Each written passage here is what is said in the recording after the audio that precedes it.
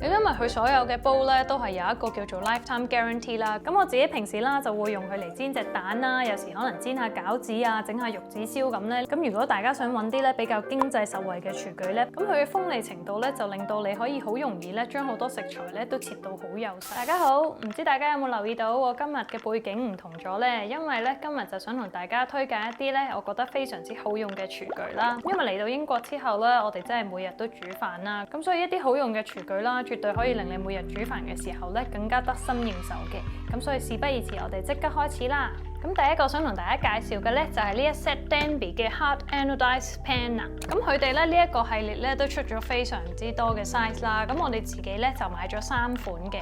咁我哋第一個買嘅咧就係呢一個24cm 嘅 casserole 啦。咁我哋當時咧就想揾一個深少少啦，同埋佢係 non-stick 嘅鍋啦。咁當我哋煮一啲比較多份量嘅 pasta 嘅時候咧，都唔會話驚佢黐底，亦都唔會煮到滿瀉咁樣嘅。咁呢個煲咧，當時我哋就喺 Denby 嘅 Outlet 嗰度買，因為覺得佢價錢都算係幾吸引啦，咁都想買嚟試一試嘅。咁估唔到試完之後咧，就發覺佢 quality 咧原來都幾好嘅。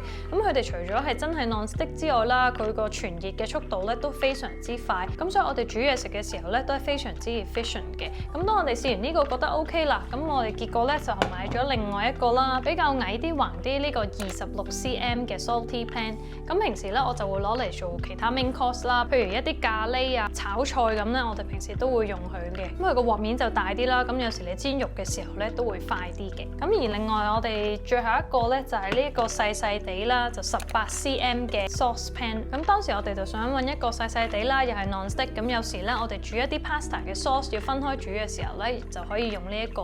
咁我哋依家咧成日都會用佢嚟整麵豉湯啦、煲飯，咁都係非常之實用嘅。咁其實佢哋呢個系列咧都出咗好多唔同嘅 size 啦，咁大家就可以根據自己家庭需要咧去揀翻啱你哋嘅鍋具嘅。咁佢哋呢一個系列嘅 pan 咧都係可以喺明火啦同電磁爐上面咧都可以用到嘅。咁雖然咧佢哋話咧係可以放入去 dishwasher 啦，但係其實咧我都係比較建議咧用手洗翻去延長翻佢嘅壽命嘅，因為其實咧 dishwasher 入邊嘅水力咧都比較強勁啦，係有機會破壞到佢哋嘅塗層嘅。咁 Denby 咧有另外一樣嘢咧好想讚揚佢嘅咧就係佢嘅 customer service 啦，因為其實咧我哋買呢一個大嘅 pan 嘅時候咧，我哋第一次收到啦，佢用咗冇幾耐之後咧，就發現咧佢啲塗層開始甩咯。咁應該係因為咧嗰批貨咧突然之間咧有一啲 quality 嘅問題啦。咁於是咧我就 send 翻個 email 俾佢哋啦，同佢哋講翻呢個情況，都解釋翻俾佢聽。因為我哋係試咗佢第一個產品，覺得好用先決定買第二個，但係冇諗過第二個咧就咁快甩晒塗層啦。咁於是咧佢都即刻好快覆翻我啦，就話我哋會 send 翻一個 replacement 俾你，完全咧係冇 charge 咗任何 extra 嘅錢嘅。因為佢所有嘅煲咧都係有一個叫做 lifetime guarantee 啦，咁所以如果你咧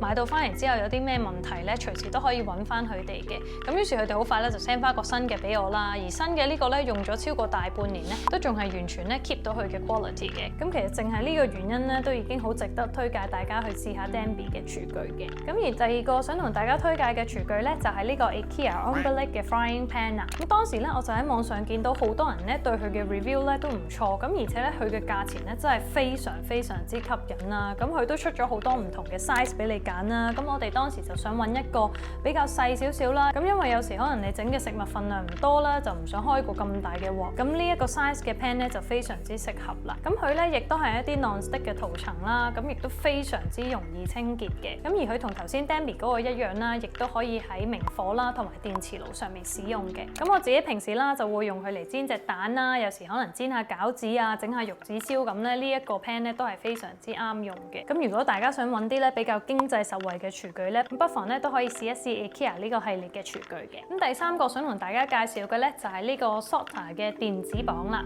咁相信咧如果有做開烘焙嘅朋友咧，應該對用呢啲電子磅咧都唔會太陌生啦。咁因為我哋平時烘焙咧成日都需要咧將啲份量咧要校到非常之準嘅。咁而咧我都係最近呢幾年先知道啦，原來佢哋啲電子磅咧已經出到咧可以量埋液體嘅。咁我呢一個咧就係有 gram 啦、ounce 啦同埋 milliliter 俾你可以量嘅。咁平時咧唔單止烘焙啦，咁就算煮飯嘅時候，我有啲譬如雞湯啊或者一啲大量嘅調味料需要量嘅時候咧，都會用佢嘅。咁佢呢個牌子啦都出咗好多唔同種類嘅電子磅，咁有啲咧就係膠面，有啲係玻璃面，咁大家咧就可以根據自己嘅需要啦，同埋你嘅 budget 咧去揀翻適合你屋企咧嘅電子磅嘅。咁而第三樣想同大家介紹嘅咧就係 hand blender 啦。咁其實咧呢一個牌子咧就係 Brian 啦，咁但係其實好多其他唔同嘅牌子咧都有出呢一種 hand blender 嘅。咁近呢幾年咧，大家都好興用呢種 hand blender 咧去整啲西湯啊同埋印度咖喱。咁我自己用得最多咧就係攞嚟整 butter chicken。咁之前咧我都試過咧攞嚟整椰菜花湯嘅。咁你睇到其實佢下面咧全部都係金屬啦，咁所以都非常之容易清潔。咁而唔會因為譬如整完 butter chicken 啊啲咁多香料嘅嘢咧，就唔會有啲食物咧殘留喺裡面嘅。咁佢除咗咧呢一個配件之外啦，咁都有其他嘅配件咧俾你去整唔同嘅食材啦。譬如佢有一個 mini chopper 啦，咁我咧就會攞嚟整 pesto 啊，或者有時有啲香草想打碎咧，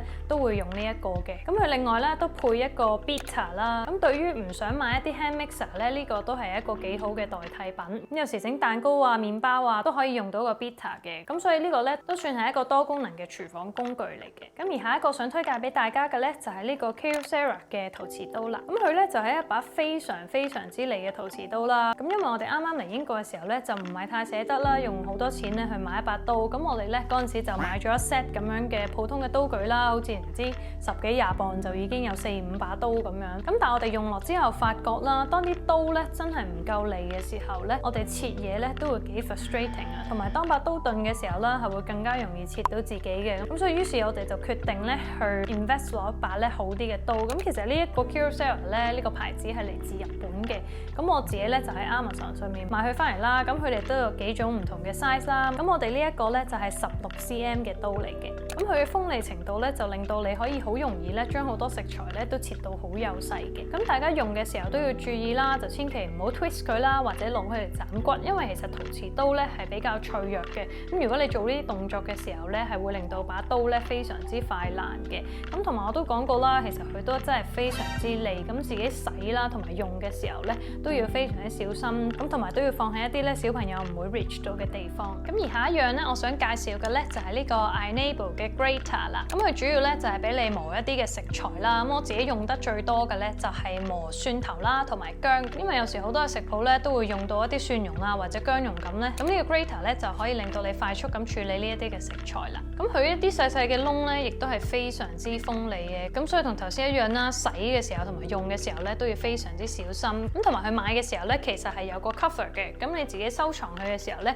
都可以將佢冚翻個 cover 啦。咁就唔會唔小心掂到咧，就可以戒到自己嘅。咁而下一個咧想介紹嘅咧就係呢個 spatula 啦。咁我呢個 spatula 咧係喺馬莎嗰度買嘅，因為我自己咧就比較中意啲一體化嘅 spatula 啦。咁佢就唔會有一啲接合位咧，令到一啲食材咧有機會殘留喺入邊啦，然之後就會有細菌滋生嘅。其實我上過馬莎個網咧，其實依家咧好似已經轉咗另外一個款啦。不過大家咧去買 spatula 嘅時候咧，都可以留意下呢一樣嘢。咁其實 spatula 咧都真係一個廚房裡面嘅 must have 嘅 item 嚟嘅。尤其是咧，如果你成日焗蛋糕嘅話咧，其實呢個 spatula 咧真係幫到你好多啦，同埋係可以令到你煮嘢食嘅時候咧係唔會浪費到任何嘅食材嘅。咁而市面上亦都有好多唔同嘅選擇啦。咁大家咧就可以揀翻適合自己 budget 嘅 spatula 去用啦。咁呢個無論咧係有時焗蛋糕啊，或者平時煮嘢食嘅時候咧，都係非常之好用嘅。咁而下一樣咧，我想介紹嘅咧就係呢一個防滑墊啊。咁當時咧呢個防滑墊咧係我舊年翻香港嘅時候咧喺12蚊店嗰度買嘅。咁佢12蚊咧就有3塊啦。咁其實原本咧我係想揾一隻咧喺日本出嘅啦，幫人哋容易啲開到一啲真空玻璃樽嘅膠墊啦。咁最後咧我就喺12蚊店咧就見到呢一個喎。咁佢咧就除咗可以咧令你喺開玻璃樽嘅時候咧增加你個 friction 啦，咁等你容易啲開到啦。平時咧我哋都會將佢放喺個砧板下面啦。咁我哋有時切嘢嘅時候咧個砧板就唔會喐嚟喐去啦，咁令到你切嘢嘅時候咧就更加 precise 同埋安全嘅。咁而另外我平時咧都會將佢哋放喺我個 mixing bowl 下面啦。咁有時可能譬如整蛋糕啊或者醃肉嘅時候咧個兜就唔會係咁周圍走咧。咁所以咧我真係每日咧都有用呢幾塊嘢嘅。咁最後一樣想同大家推介嘅咧就係 IKEA 嘅密實袋啦。咁我相信大家咧可能都會有喺 IKEA 度見過啦。咁佢哋咧就出咗非常之多唔同 size 嘅密實袋啦。咁我自己開頭咧就淨係買咗一個 size 嘅。咁但係後嚟我發覺咧原來有其他唔同嘅 size 咧都幾適合咧我裝某一啲嘅食